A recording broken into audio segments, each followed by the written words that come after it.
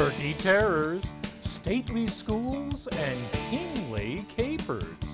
All this and more as the Stafford Weekly News starts now.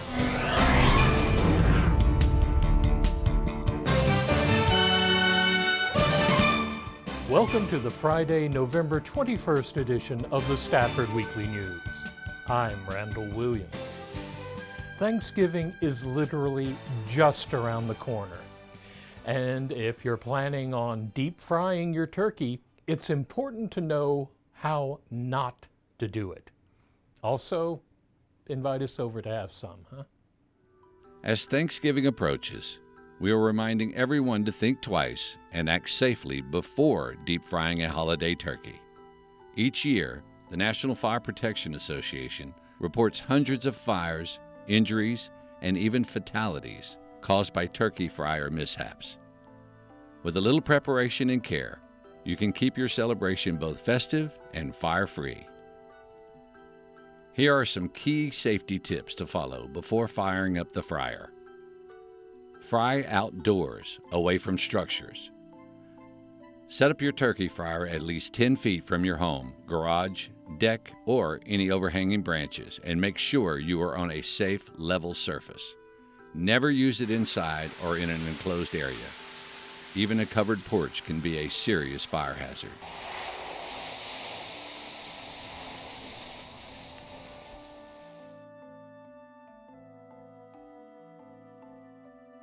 Keep others away. Keep children and pets a safe distance away from the fryer at all times, as the oil can remain dangerously hot for hours after use. Start with a thawed, dry turkey. Ice or water mixed with hot oil can cause violent flare-ups. Make sure the turkey is completely thawed and patted dry before lowering it into the fryer. Check the oil level before heating. Overfilling the pot can cause hot oil to spill over when the turkey is added. To test, place the turkey into the fryer, fill it with water until covered, remove the bird, and mark the water line. That's your oil limit. Turn off the burner before lowering the turkey. For extra safety, turn off the burner while carefully lowering the bird into the hot oil. Once it's submerged, you can relight the burner. Monitor the temperature closely. Use a thermometer to keep the oil between 325 and 350 degrees Fahrenheit. Overheated oil can ignite quickly. Never leave the fire unattended while it's heating. Wear protective gear. Hot oil splatters easily. Long sleeves, heavy gloves, and safety goggles can help prevent burns. Keep a fire extinguisher handy. Have a Class K or multi-purpose fire extinguisher nearby. Never try to extinguish an oil fire with water. It will make the flames spread. Let's make this holiday full of gratitude, great food, and safe celebrations. This Thanksgiving, make safety your secret ingredient. Veterans Day was last week, and we visited the Hampton Assisted Living Facility for a heartfelt event to honor their veterans. The Hampton is a wonderful community where we offer assisted living and memory care options for seniors who need a little bit extra care in their daily life. Today we had an honor ceremony for our veterans. We have 12 veterans in all branches of the armed services, and we just wanted to make sure that they felt recognized and seen and thanked and honored for their service. So we had a gentleman here who is a veteran, and he performed the missing man ceremony, which is the missing man table and honor ceremony, which each item that's placed on the table represents something else about a veteran's service, as well as honoring those that did not come home. The missing man table is round. A circle is everlasting, as is our concern for those who do not come home. The tablecloth is white. The purity of the motives of those who went and served.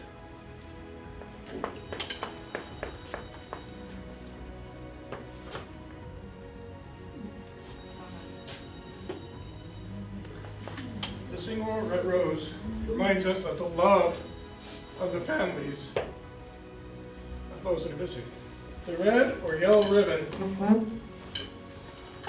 represents the uncertainty of those who are no longer with us. Remember a time we put yellow ribbons around the trees out front? Yeah.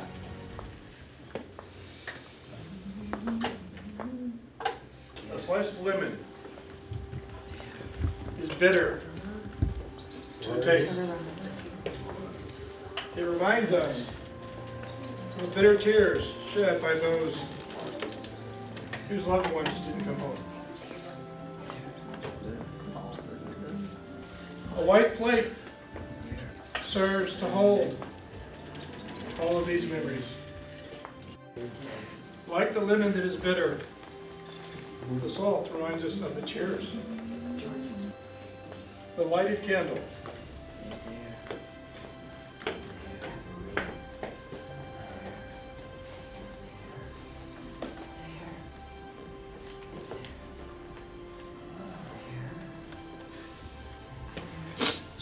Lights the way home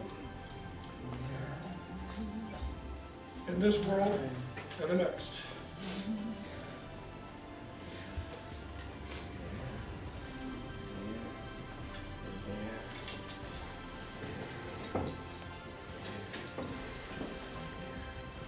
The Bible represents the hope and the faith and the strength we draw for those families that are without.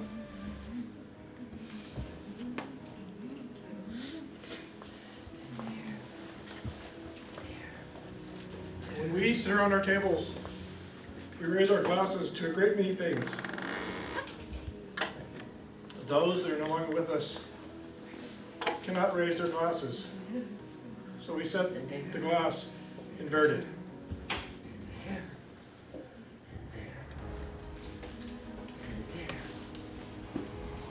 The chair is empty because those that we love are missing, but not forgotten. They are always welcome in our homes and our hearts. Then we had somebody come out and read a poem and say a prayer and then pin each veteran with a pin thanking them for their service. I'm very lucky to be working at the Hampton. It's a wonderful place. It's not often you're able to say that you really enjoy your work and come in every day with a smile on your face. So I'm really blessed to be here. I'm blessed to be here for the residents, and I'm blessed to have the staff and the co-workers and the boss that I have, and I'm very appreciative of that.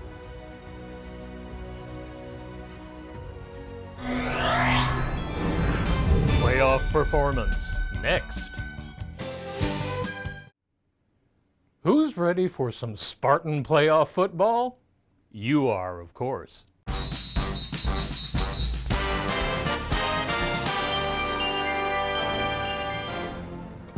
Friday Night Lights were back in full force as the Stafford Spartans traveled to Barnett Stadium for a massive showdown against the Wheatley Wildcats.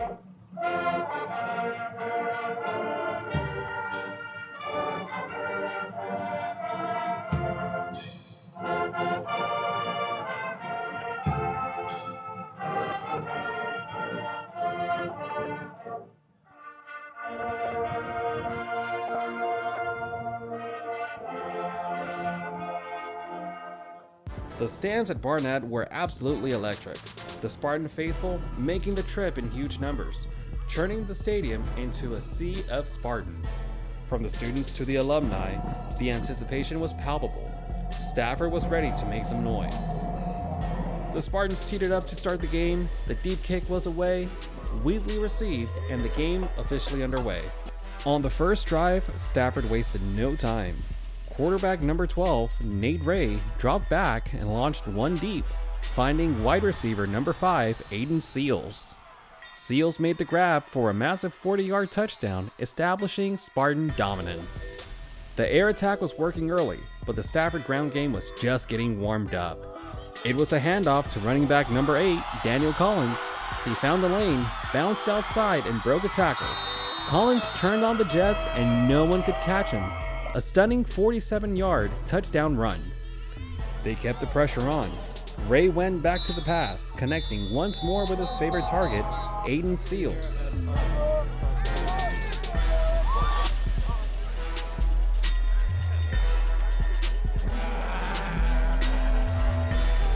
The Wildcats tried to find a rhythm, but the Spartans' defense swarmed to the ball all night long, forcing tough situations on every down.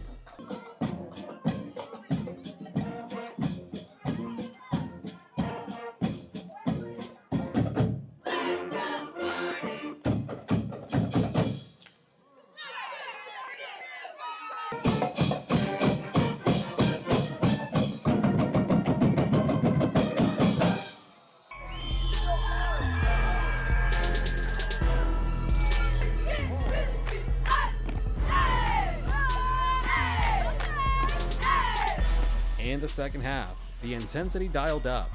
Both sides dug deep, but Stafford continued to control the momentum.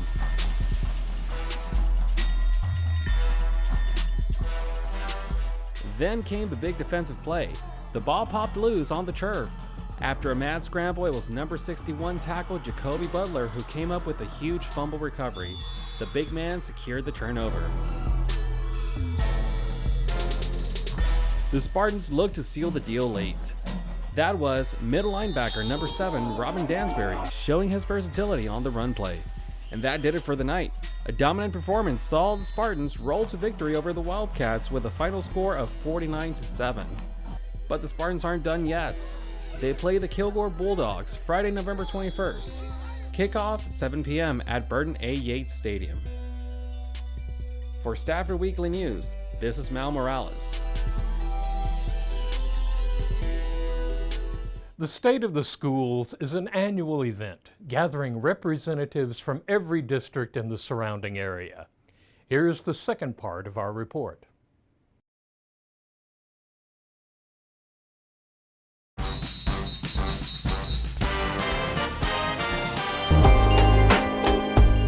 Dr. Mark Smith of Fort Bend ISD then took the stage. I'm so excited about Fort Bend ISD. The context is this. Our team, we've been together a year and a half now. And so we had a lot of work to do. And one of the things that we wanted to tackle first was student achievement. And it really first started with our school board. Trustee Hampton championed one of our goals that the school board laid out was for me to address student achievement. And when I reflect on where we were when I first arrived, where we are now, it's really a great story to tell. Our overall academic rating has improved significantly. And when I think about where we started, we had 18 schools that had an A rating. We improved that to 24 schools. We had 24 schools that had a B rating, and we were able to improve 30 of those schools. And so when I look at collectively some of the lower performing schools that we had in our district, we saw great gains there. Many of them improved even 2-letter grades. He reflected on the intensive work of the past year and a half, emphasizing the district's focused efforts to cultivate a safer and more positive school environment for every student. So for us coming in as a team collectively in the first year and a half, really trying to address student achievement and get us back to where we know we can and want to be. Those are some high achievements. Fort Bend has always had great schools. We still have some of the top schools in the country rated by U.S. News and World News. Just last school year, we had 7 of our campuses that were rated Texas Honor Roll AP campuses. So there's a lot of great achievement all throughout the district. So very proud of those accomplishments. If you want to have a good fine arts education, Fort Bend ISD is a place to be. Finally, Dr. Robert Bostic, Superintendent of Stafford MSD, brought the focus to the core mission of public service. He spoke on the Stafford mentality, built on doing more for the community. Dr. Robert Bostic emphasized that true success isn't about the administration, but about a unified commitment to the students they serve. When we started in Fort Bend County, we're one group, one county. We are, if you ask me, most innovative, smart, fast. We do what's right for kids, even when it's not popular for everybody else. So that's not about us, it's about you. It's about you. And you're doing it because it's not about you, it's about the kids. I'm just here and lucky and blessed to be a representative on this stage. But Dr. Bostic's passion isn't just for education. He also has a unique personal hobby in woodworking. Because I'm a woodworker, and so the phrase is, others, Lord, others, let this our motto be, that we might live for others so they might live for thee.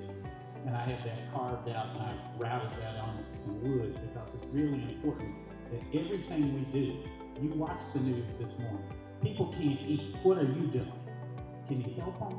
Help them. It doesn't have to be in a food bank. Can you help them out of your car? That's Robert Bostic. If you want to help live that legacy, do that. People don't have money to do stuff. What can you do? I don't have $1 million. I told my mother I'll give them what I had. When I was in Stafford, as long as I've been in Stafford, when I put kids and families first, I was never so big that I was the superintendent who couldn't, and I call her my little sister, my EA, Dr. Bostic, you are being the principal, you are the head custodian. Now, why are you doing that? Because it's not about position, it's about what you do for others, and don't look at the new way. I love you, I love you, I love you. I don't just like you, I love you. And I hope God's love goes to each of you and that you go about your time. Thank you for letting me be on this stage with you and be part of this county. Thank you. For Stafford Weekly News, I'm Mal Morales.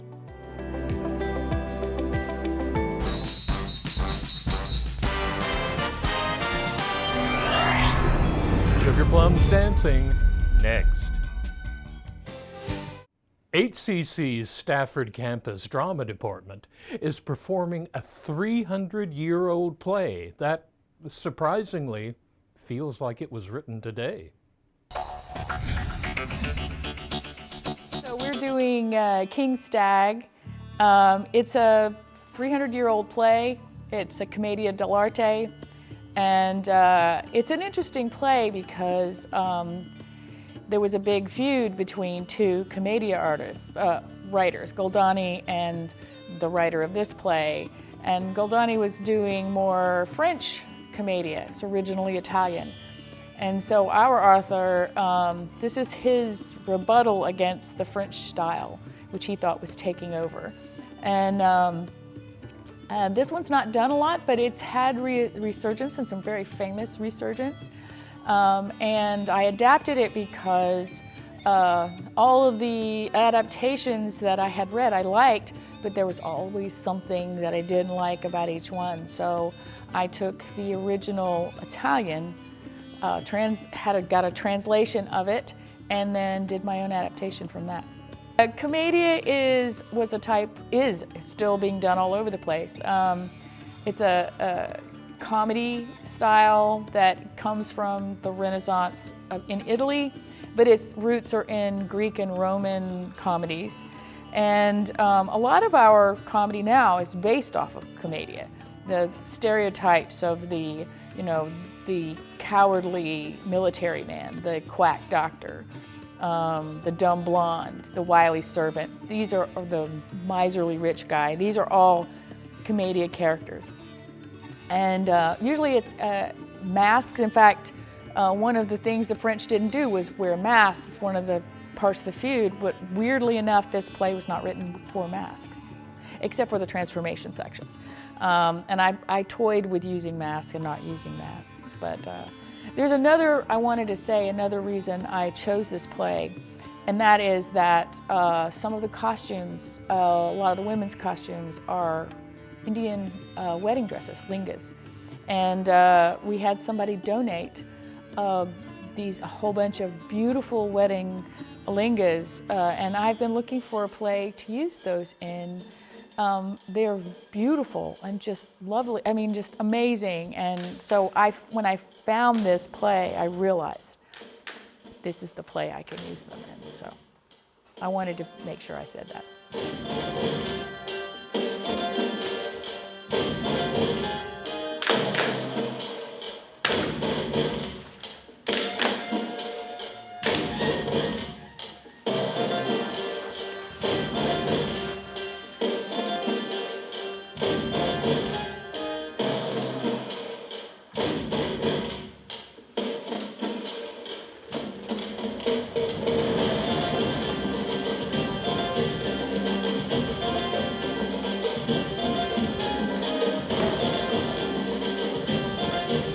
Enough of this! I hate choreography! I really like this play a lot, and it was fun because I'm a costumer and I got to really kind of indulge in the costumes. One thing I will say, there is a magic bird in the play, which is a lot of fun. I built it and I had a lot of fun doing it, so it's worth it just to come see the magic bird.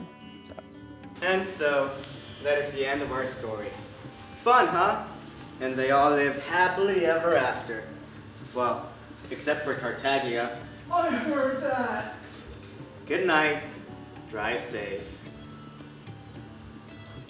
It doesn't feel like the year has started the holiday season until the Junior Service League has held its annual Sugar Plum Market. It turned 25 this year, so the party was even bigger. When you think of holiday shopping, you might picture frantic mall parking lots or endless online scrolling. But in Stafford, we do things a little differently. We turned retail therapy into a rescue mission for local charities. The 2025 Sugar Plum Market has officially wrapped, and if you missed it, you missed more than just premium gift baskets. You missed a masterclass in community mobilizing. We need to talk about how this event has evolved. It didn't start as a massive regional draw. Established in 2001, this market began as a modest fundraising effort and has exploded into a cultural staple for Fort Bend County. It has become the unofficial start of the holiday season here, but unlike big box commercial pushes, this engine runs entirely on goodwill. It is a rare example of a high-gloss professional production that is managed 0% by corporate staff and 100% by our own neighbors. That's the core identity here.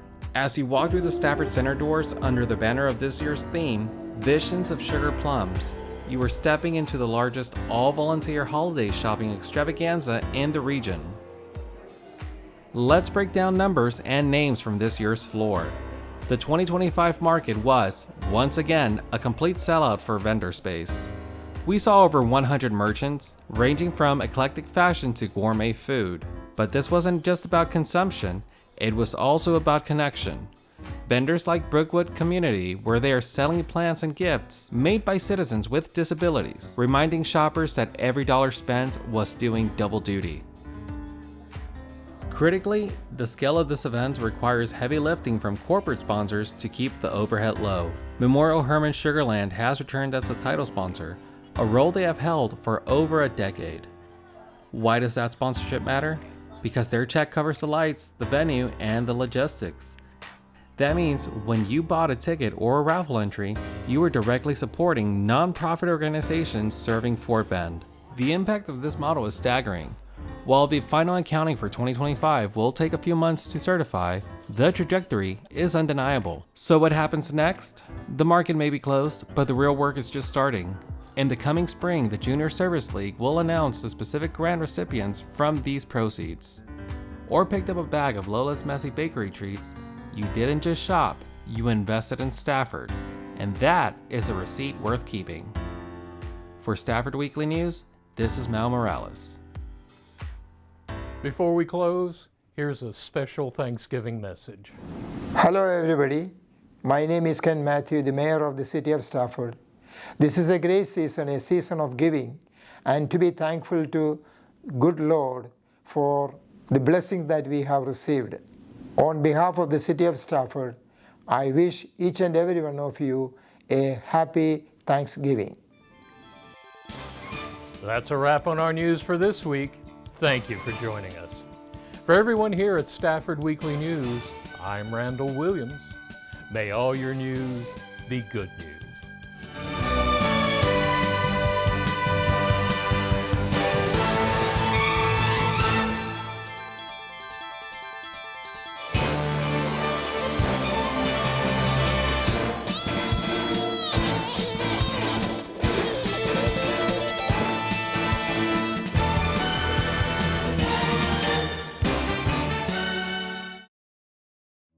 This program was produced at City Hall of Stafford, Texas, in association with Houston City College.